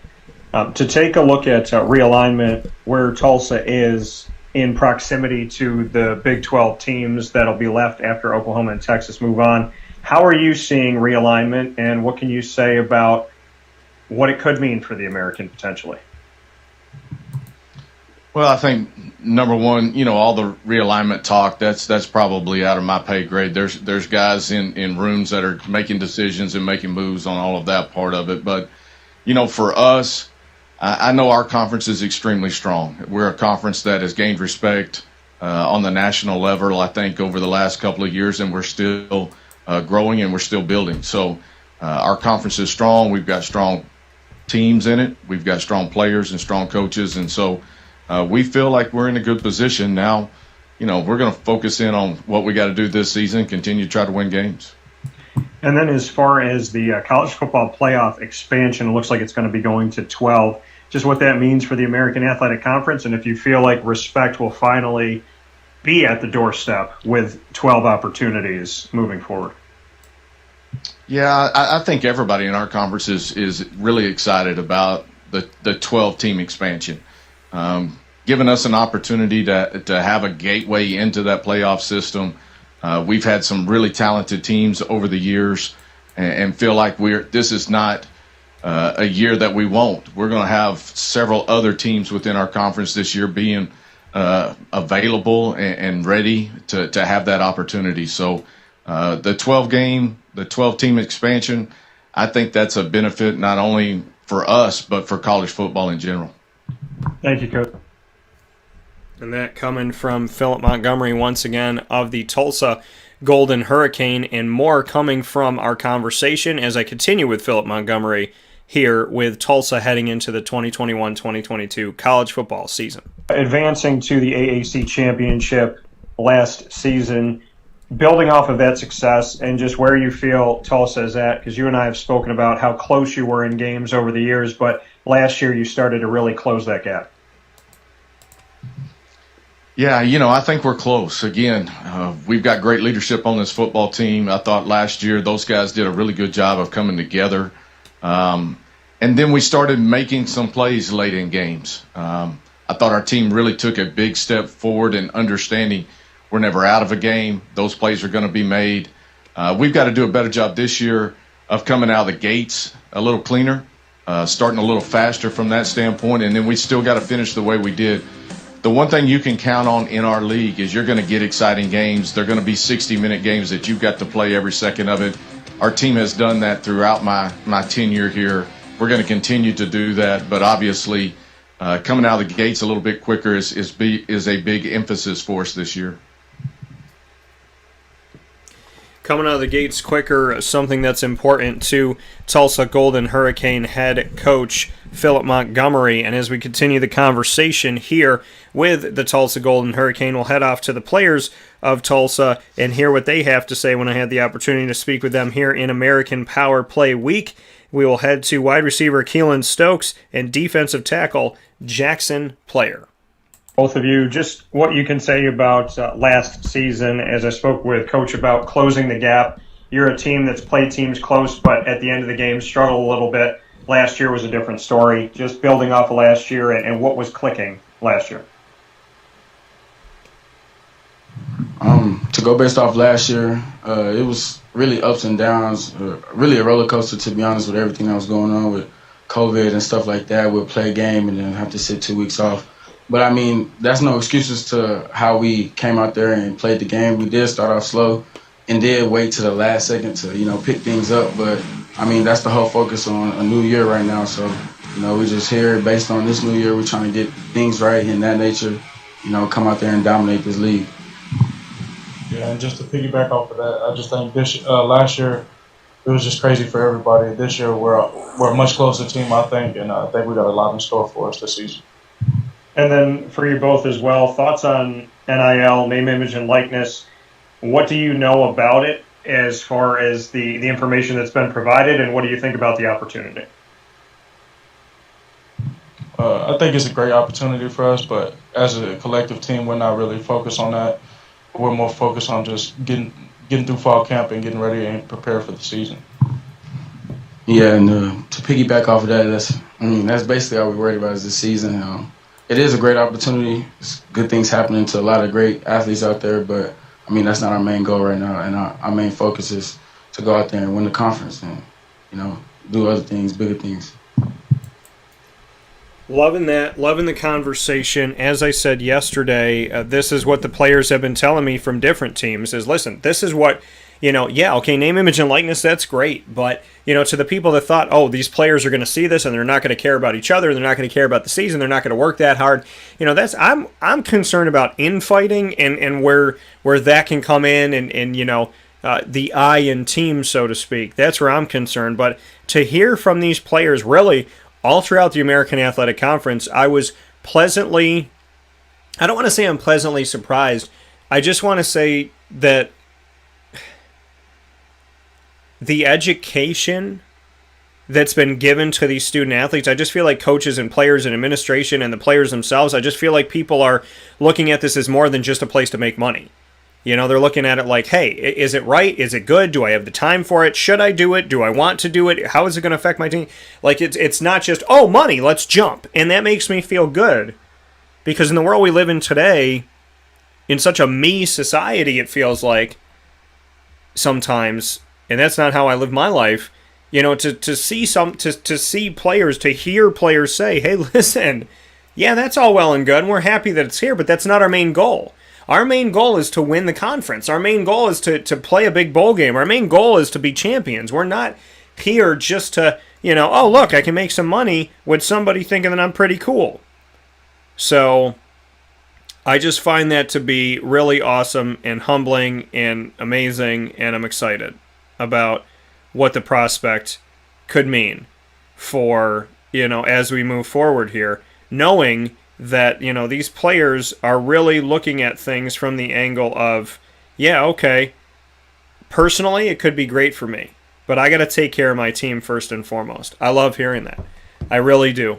I really, really do. And it says that, there's good in our future. There's good coming. And, for people that write off generations and group everybody together, listen to these student athletes, because they didn't know what the other team was going to say, not even on the same team as these you hear from East Carolina, and then you hear from Tulsa, and they're saying the same thing, but they're not on the same team. They're not living in the same state. It's great to hear people say, hey, yes, this is a good personal gain thing, but I still care about my team. I love hearing that. And my main focus is still my team's success. I love that. So, good to see selflessness in a world that sometimes feels very, very selfish. Coming up next is Tulane with Willie Fritz, who is also no stranger to the broadcast. How are you? Good, Dan. How are you? Doing well. Just what you can say about, you have Oklahoma coming up on the schedule. There's been a lot of things going on with, obviously Oklahoma, Texas, and what it means for the rest of the Big 12. How are you viewing this as a coach, as realignment maybe rearing its head again? I'm not really looking into that too much. Our athletic director, Troy Dannon, is understands exactly what's going on, and is going to put Tulane in the best position possible. And we also we embrace the schedule that we have. One of the things our conference commissioner, when I first came in the league, going on 6 years now, he wanted us to play a much more difficult schedule, and we're doing that. I think our guys are excited and pumped up about the opportunity to play, if not the best team in the country, one of the top 2 or 3 teams in preseason rankings with Oklahoma. And we get to do it at home, which doesn't always occur. So we're very, very excited about the schedule we got in front of us this season. And then as far as a quick follow-up here, New Orleans, we know what that can bring and what that type of excitement is to be there and to visit. And I've had the opportunity to be around the people there, and they're incredible. Having fans in the stands and some sense of normalcy, just how important that is to a place like New Orleans, which has such its own heartbeat, so to speak. I think it's very important, especially the stadium that we have. I tell everybody all the time that I think this is the most intimate setting for a college football game. Every seat is a great seat. Sometimes you play in some stadiums and there's kind of a rumor of a game going on down the field, but this is really a excellent stadium, and I think when people come and watch a game here on our campus, they want to come back to as many as possible. So having a first game against a team like Oklahoma and a packed house, I think is going to help us for years to come. Thank you, Coach. That coming from Willie Fritz once again, and we'll continue the conversation with Willie Fritz with more right now here on Wake Up Call with Dan Tortora inside of the American Power Play Week inside the Cafe Kubal studios. For you, the biggest pieces that you're kind of looking at this season as you step in to 2021, kind of those key areas that you're looking at leadership to step up at this point for 2021? We're going to play a lot of guys early. This is by far the most depth that I've ever had here at Tulane, and feel good about us 2 deep wise. So that's going to, we're going to have to be smart as coaches to figure out, playing time and who to roll in and who to roll out. And then also we're going to have a lot of competition for starting positions during preseason camp. You can go through spring ball, but it's not playing a ball game. We're going to actually do 3 live scrimmages, which is 1 more than I normally do, and then use those first couple games as well, to figure out, who's going to be playing the majority of snaps for you, who's going to come in and roll in every second series, every third series. So that's something we're going to have to do a great job. I'm going to have to do a great job of as a head coach, and then our 3 coordinators on the offense, defense, and special teams need to do a great job of that as well. That coming from Willie Fritz once again here on Wake Up Call with Dan Tortora, where sports truly meets that thing called life. We're going to hop into his players now inside of the American Power Play Week. Quarterback Michael Pratt, who I had the opportunity to speak with, and inside linebacker Nick Anderson.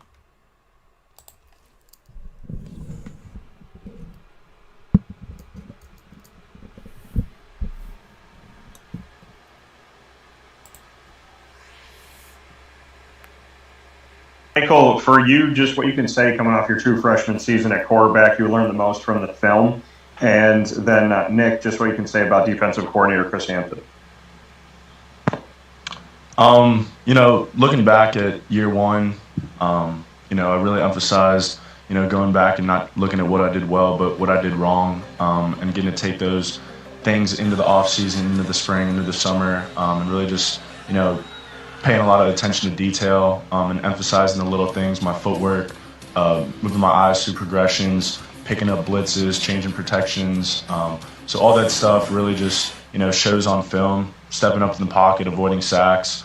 Those little things that I got to work on this offseason hopefully will translate into this season coming up and, get to see the work that we put in. Having Coach Hampton come to our program was phenomenal. To see a familiar face that, has a loving spirit, a competitive spirit, and a drive for being great was just great to have back in our locker room. He's a phenomenal coach as far as like scheme-wise and on and off the field, as being that, father figure to our players on our team. And I'm just excited to see what he has in store for us this season. And then for both of you, quick follow-up, just what you think about name, image, and likeness, how you've kind of taken that all in and what information you know.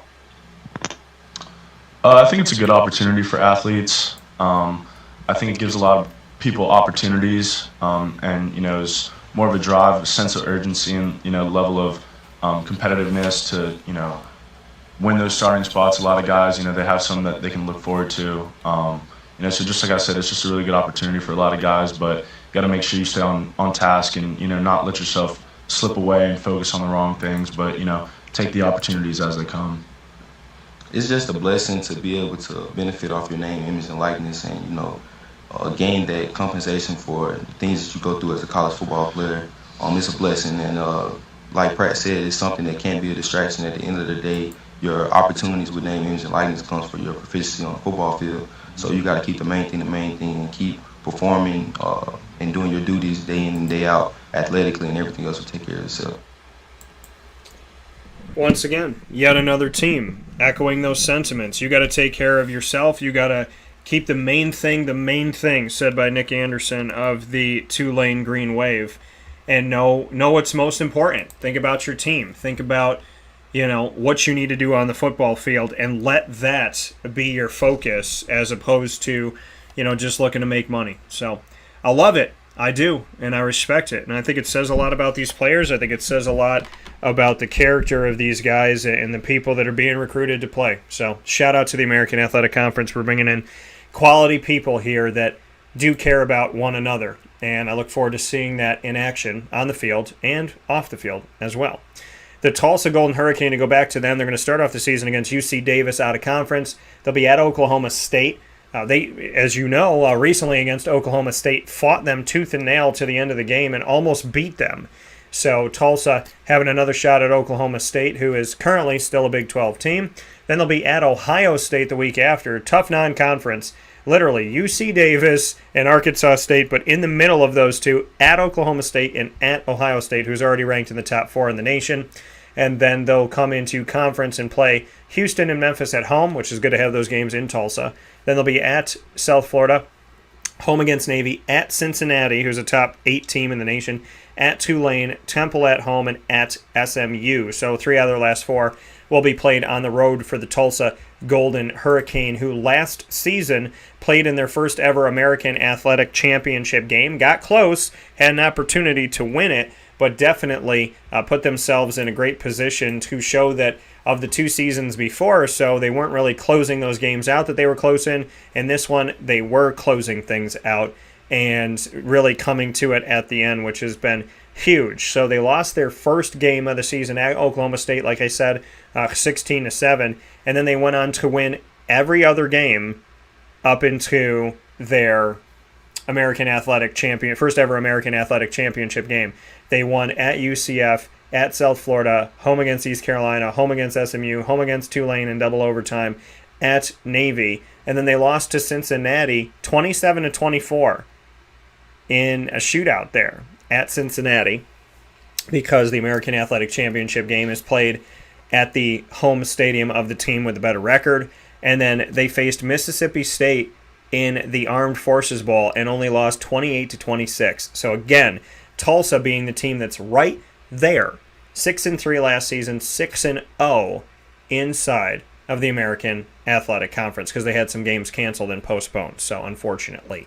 Then on the other side of things, as we take a look at Tulane this season will face off in their first game will be against Oklahoma. So as Tulsa plays at Oklahoma State in Week 2, Tulane will play Oklahoma in Week 1, and they'll play that game at home in Tulane. Huge, having the Green Wave welcome the Sooners of Oklahoma, who are soon to be, allegedly, the SEC's Oklahoma Sooners and not the Big 12s. Then they'll play Morgan State. Then they'll be at Ole Miss to play up against the Lane Train. Then they'll face off against a strong team in UAB.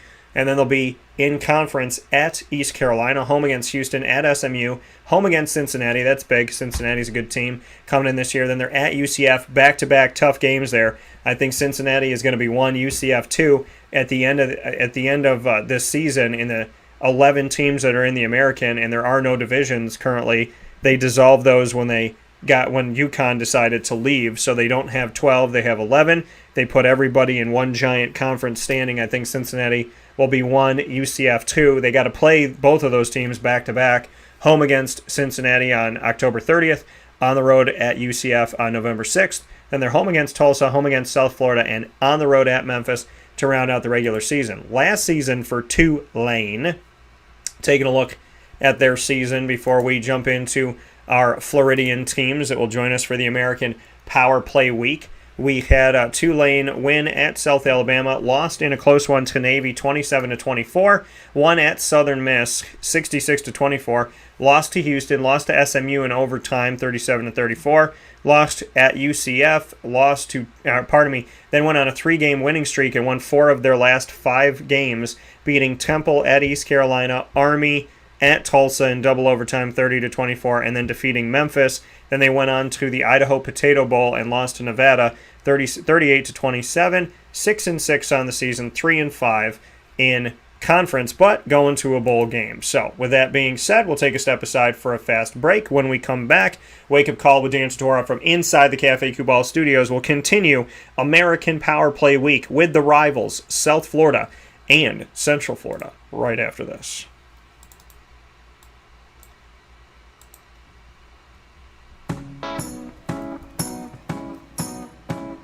In these unique times, there are those in our community that give us a sense of normalcy and positivity. Pizza Man on 50 Oswego Street in Baldwinsville has been here for you for over 35 years and is here now.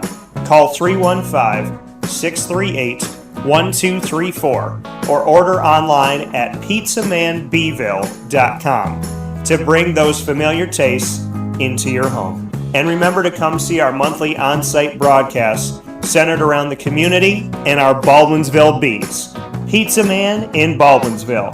Any way you slice it, they are always here for you.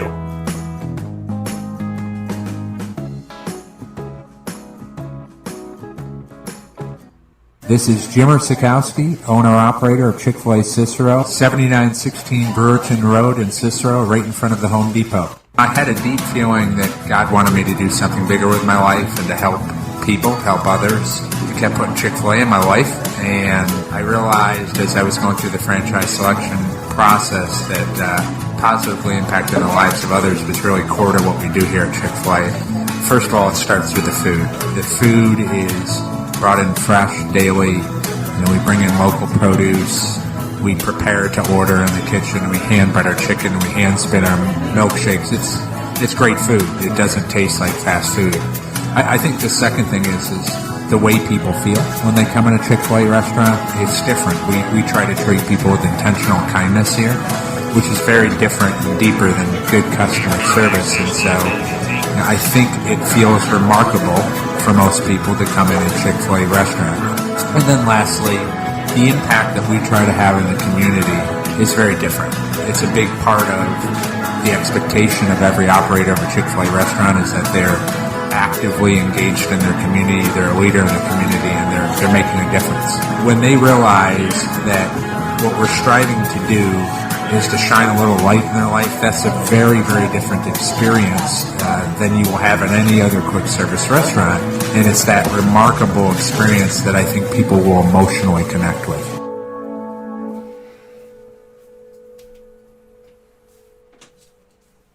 I'm George Townsend of Honda City with some good advice when buying a new car. The true cost of owning a new car is determined by the appraised value when you trade it. No vehicle appraises higher than a Honda. Next, look for low APRs and deep discounts. You also want low maintenance costs and great fuel economy. That's why my advice to you is to buy a new Honda. Looking pre-owned, visit our Honda Certified Used Car Center. Honda City, 7140 Henry Clay Boulevard, Liverpool, or HondaCity-CNY.com. It would be a pity if you don't shop at Honda City. Our corporate purpose at Chick-fil-A is to glorify God by being faithful stewards of all that's entrusted to us and to positively influence all those who come in contact with Chick-fil-A. And what became increasingly clear from our success at Cicero is that people love Chick-fil-A. And also I think we recognized that, we had a great opportunity to grow the brand and grow our platform. I felt incredibly grateful when I was selected to be a Chick-fil-A operator. I think what it's meant for me, what I've come to realize on a very deep level is that this is a calling for me. It's not a career, it's not a job. The Lord called me to be a Chick-fil-A operator and to use these restaurants to glorify Him and to positively influence other people. I'm blessed. I'm very blessed. Head to Chick-fil-A Clay on 3974 State Route 31 in Liverpool, New York.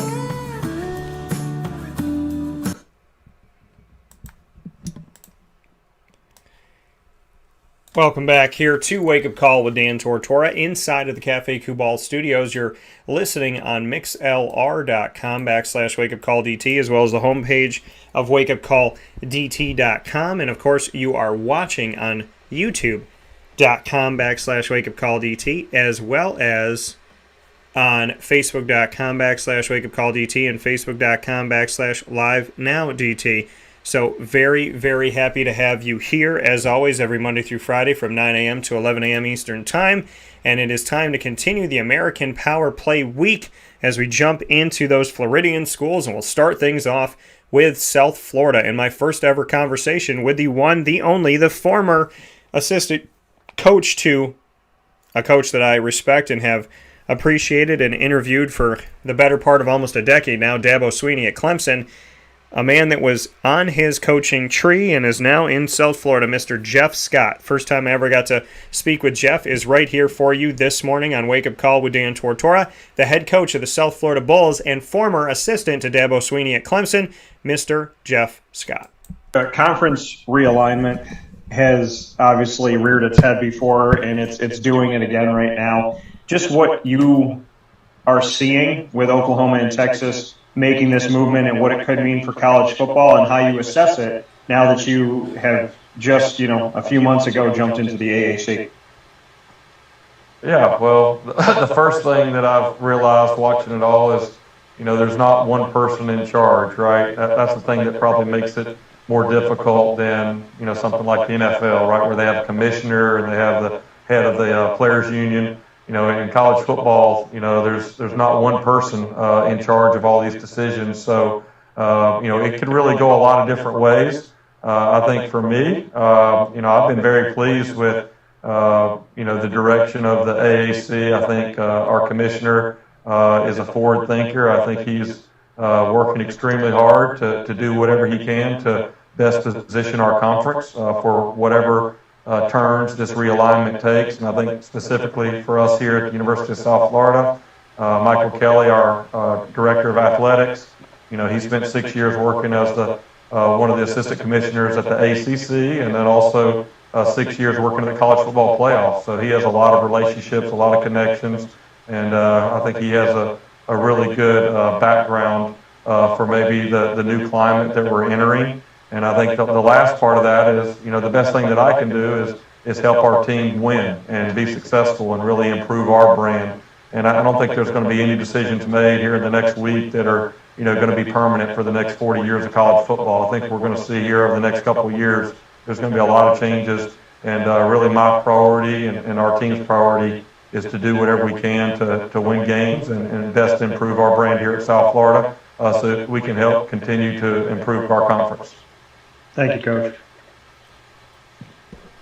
That coming from Jeff Scott once again, and we'll continue the conversation with Jeff Scott inside of the American Power Play Week here on Wake Up Call with Dan Tortora, with more from the head coach of South Florida.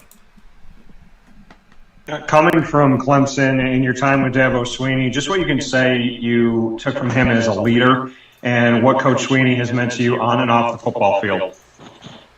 Yeah, absolutely. I mean, the 12 years that I spent with Coach Swinney is just invaluable. I think there's a lot of things that I learned from being around him and watching him build the culture that he has built right there at Clemson. I would say the biggest thing that I've learned is, it starts with the people. It starts with your coaching staff and being sure you have a staff around you that believes in the same things as far as developing the culture and how we're going to do things. And then I think the next thing is really just changing the way that your players think and really getting them to believe in what you're doing and really kind of create a culture that is very unique. And I think that's really what I spent the first 18 months here, is really trying to develop an attitude of belief, develop a winning culture in our locker room, and just how we do all the little details. And that's probably the biggest thing that I learned is that stuff comes before the winning on the field. And I was able to see that, and as he kind of installed that his first 2 years as the head coach, and then all of a sudden year 3, we really kind of took off and never looked back.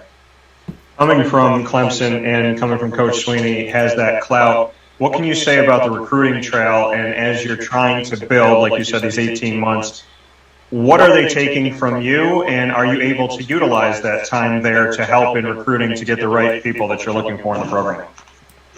Sure. I think one thing that I've taken is, at Clemson we talked about best is the standard, and that everything that we do, we want it to be our absolute best. And so when I got here to South Florida, a lot of the questions that I was asking our administration as we were looking at facilities is, hey, is this the best that South Florida can do, right? And I think we can do a little bit better in a few areas. And, just yesterday we just moved into a brand new $2 million locker room. I think it's absolutely incredible. I give a lot of credit to our administration and our leadership here at the university and all the donors that made that happen very quickly. And I think that sent a message to our players and to the prospects and recruits in this area, that, hey, football does matter here at South Florida. And, we're on the way up. And I think that message has been kind of spread a little bit in this Bay Area and in the state of Florida. And I think, you go back again to the beginning years that Coach Swinney was at Clemson, all of a sudden the new facilities, he just really kind of breathed some life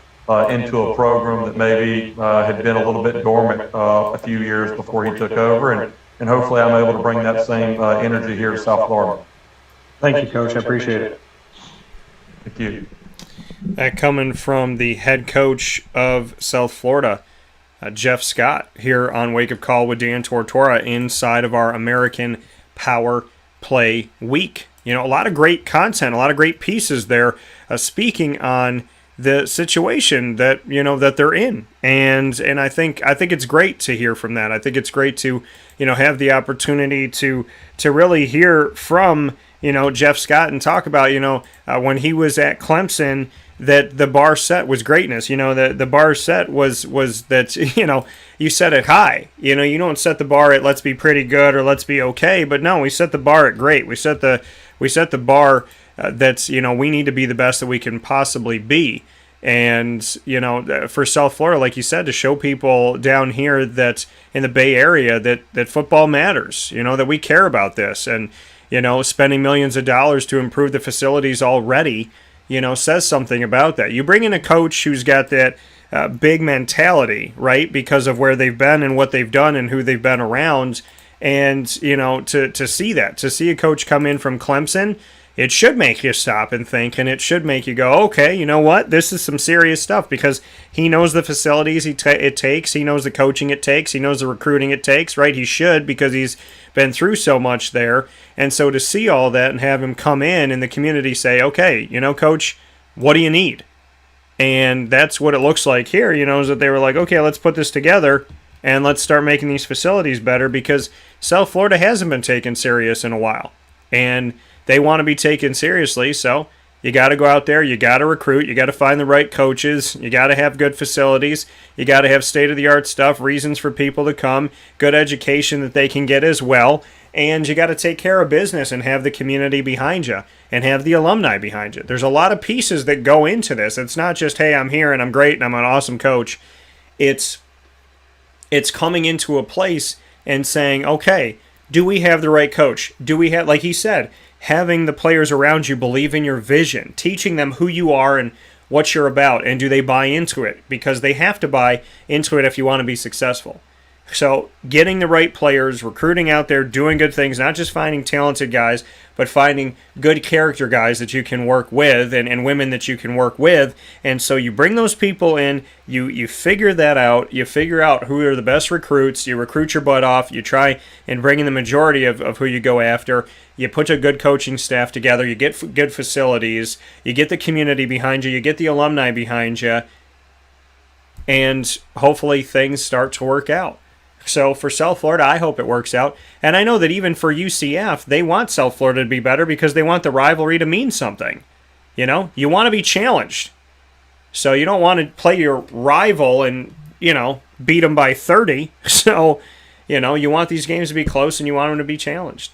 Speaking of South Florida and the players that will be playing in this rivalry, I had the opportunity to speak with the South Florida Bulls, of course, and in speaking with them, had the opportunity to speak with left guard Demetrius Harris and free safety Makai LaPointe. And here they are on Wake Up Call with Dan Tortora.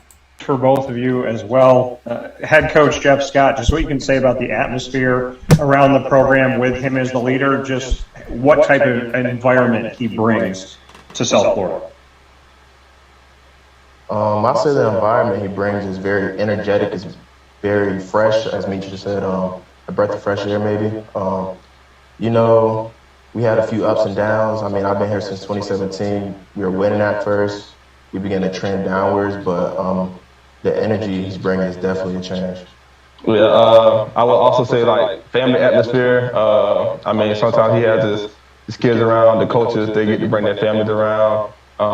Just like I said earlier, just like a breath of fresh air, new facilities, as y'all might know, just everything new. One thing that he said in our meeting yesterday, it's a new day. And so, we're learning from the past, it's over. And now we're just super excited, super stoked for the future of this season and for the seasons next to come.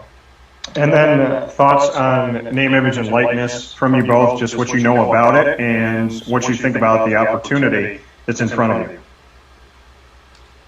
Name, image, and likeness is definitely a great way to get players' name out there and allow us to make a little bit of change on the side. I think it's a great opportunity, honestly. I wish they could have done it earlier, but we're here now. Honestly, I don't see anything wrong that could go with it, but we'll see in the future. Yeah, I think it's, just to piggyback off what Makai said, I think it's great for college players to make money, but also to expose their brand and to build their brand outside of just football. A lot of people have, talents and things that they like to do besides just playing football. And I think with the name, image, and likeness, with that law being passed, I think people can really expound on those things that they love to do outside of just football. Thank you, gentlemen. I appreciate it.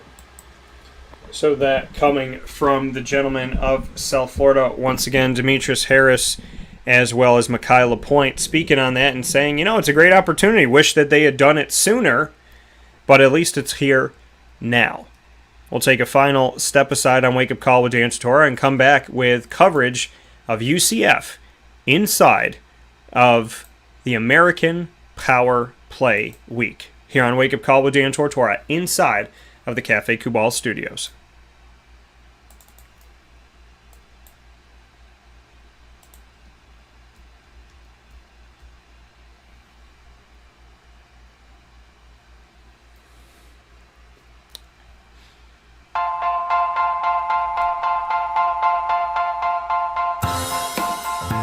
Cafe Kubal Mobile Cafe brings the cafe experience to you. We'll roll out to your neighborhood or office, ready to serve our locally crafted espresso bar to our loyal patrons. Inquire at cafekubal.com. Cafe Kubal, coffee for the soul.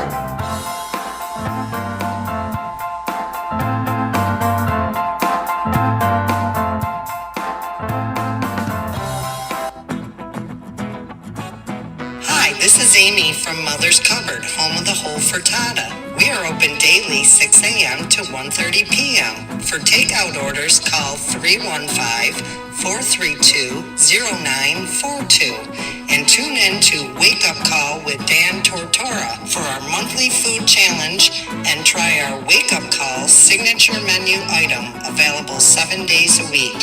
Here at Mother's Cupboard, we are Central New York, and it's our honor to serve you.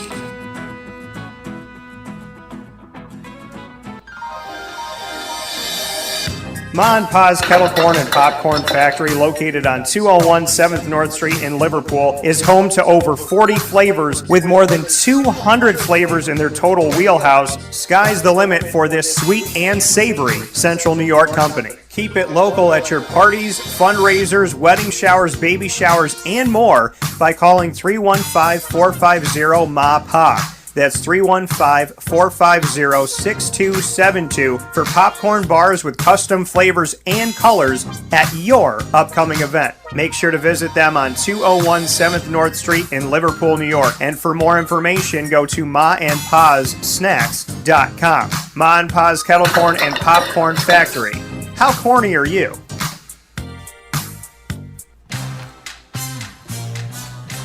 Here at Progressive Dental, we understand the importance of regular dental visits and preventive care. Cleanings and checkups are essential to good oral health. We have multiple locations in the southern tier, so come visit us in Binghamton, Enwell, Kirkwood, Montrose, and Norwich. For self-pay non-insured patients, we offer the Smile Plan, which covers all of your cleanings, x-rays, and exams for an affordable yearly price. Call 607-754-2273 or 607-754-CARE to make an appointment today. For more information, visit our website at progressivedentalny.com.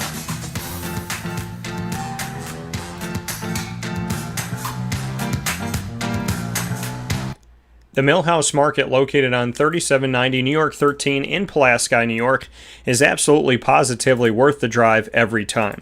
Make sure you make your way out to the Millhouse Market and download their app as you are heading out there so that you can have every single thing at your fingertips, including directions from wherever you are.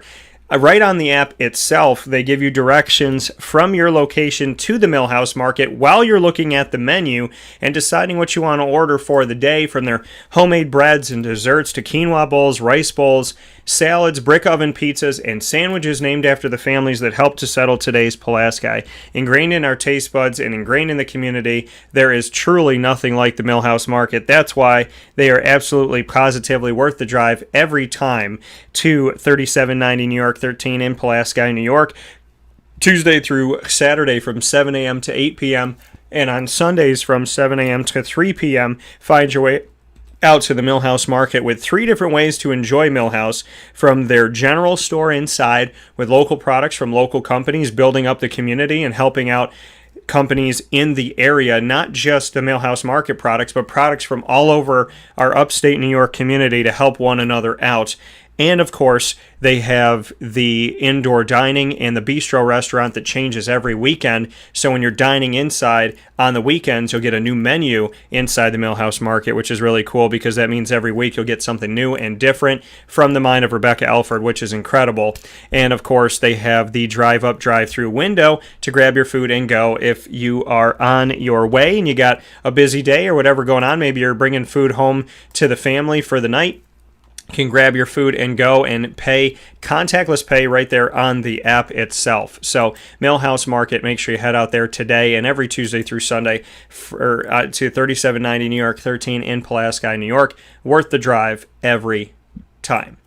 With that being said, here on Wake Up Call with Dan Tortora, where sports meets that thing called life, the final piece of the American Power Play week for today is UCF. UCF joining us next here on Wake Up Call with Dan Tortora inside of the Cafe Kubal studios, and we'll jump right into my first ever conversation. I'm very excited to share this with you.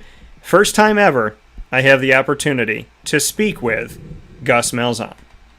A lot of coaches here inside of the American have left for the SEC, left for the ACC, the Big Ten, and whatnot. Why come into this conference? What is it about UCF and what's it about the American that you believe in the message of both?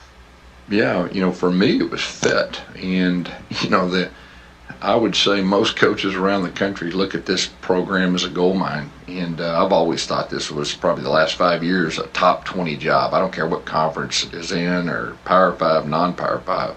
This is one of the best programs in college football, and so this program has a chip on their shoulder. I'm a former high school coach, and I've been hearing that for the 15 years I've been a college coach, and kind of using that in my favor. So I've got a chip on my shoulder. So those two things coming together, and and also I looked. You see the future of college football changing, and this is a program that all those changes are going to be for the good here. And so I just think there's unbelievable potential. It's an unbelievable place to recruit to. I thought that 5 months ago before I took the job. Now I even think that even better, since I've had the job. So, like I said, I'd like this to be my last job, and I really think we can win championships here. And a follow-up to that, the college football playoff expansion to 12, what does that mean for UCF, and what do you see moving forward, having been a part of the other side? Yeah, I've thought for a long time, even my last job, that it's best for college football to expand. And now that it's going to 12, or at least that's the plan, I think that's not just a good thing for us, it's a good thing for college football. And then, of course, you see the changing of 2 teams added to the SEC, and you hear people saying, oh, it's going to push it back and all that. I think that's a bunch of bull, man. What's best for college football is to move forward sooner rather than later, to have the 12 teams, and so hopefully that'll happen. Coming from Gus Malzahn, talking about the excitement of a 12-team playoff, as well as the fact that from the outside looking in, respect for this conference, and that he wants this to be the last place that he coaches. All types of good information for UCF fans. Here you can hear from the players, as I had the opportunity to speak with Dylan Gabriel, their quarterback, and also had the opportunity to speak with Kalia Davis, their defensive tackle.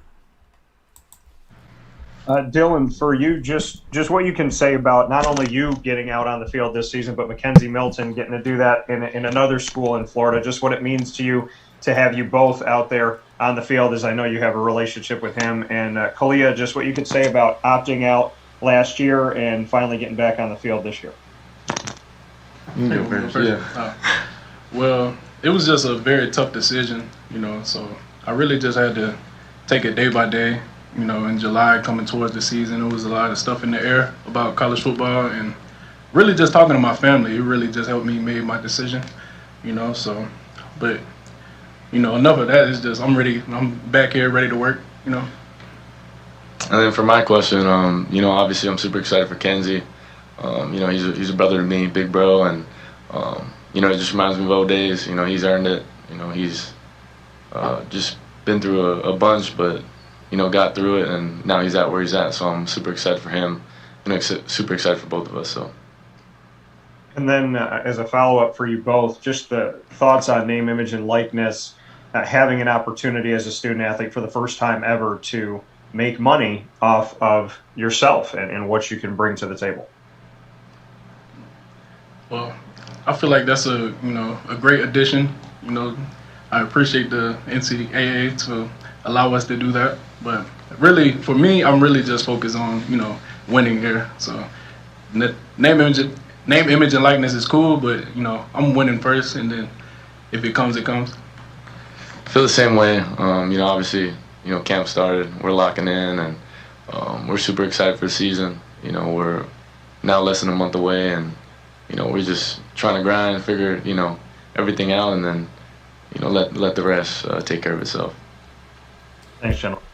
And we'll continue the conversation with Kalia as well as Dylan right now. Dylan, for you, statistically leading the nation in certain categories in your time at UCF, what does UCF need to do to garner national respect? Do you still feel like this is a program with a chip on their shoulder, and do you have a chip on your shoulder? For me, stats is definitely, not the prize for us. And when you make that the priority, some things don't go your way. And for me, the biggest eyes on the prize for me is the W. Finding ways to win, whether it's by 1 or by 50.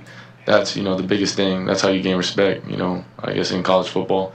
And then likewise, I'll forever have a chip on my shoulder. It's something, I was born into, being from Hawaii, just being far out, and, just the way I was raised. So forever will be, a chip on my shoulder and forever grinding. So.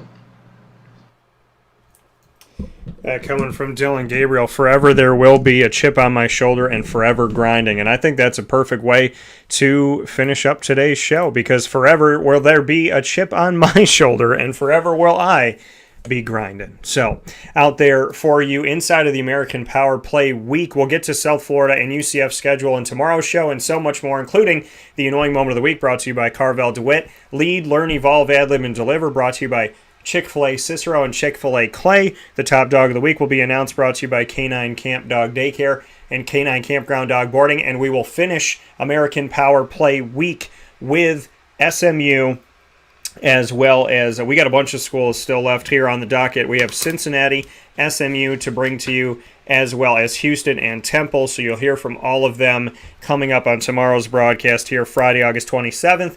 I appreciate y'all. Come out and see us tonight, August 26th, 6 p.m. We're doing our West Genesee football kickoff show, massive show at the Wildcat Sports Pub. Come out and see us. We're going to be there with the community, with Joe Corley and the team, as well as player representatives.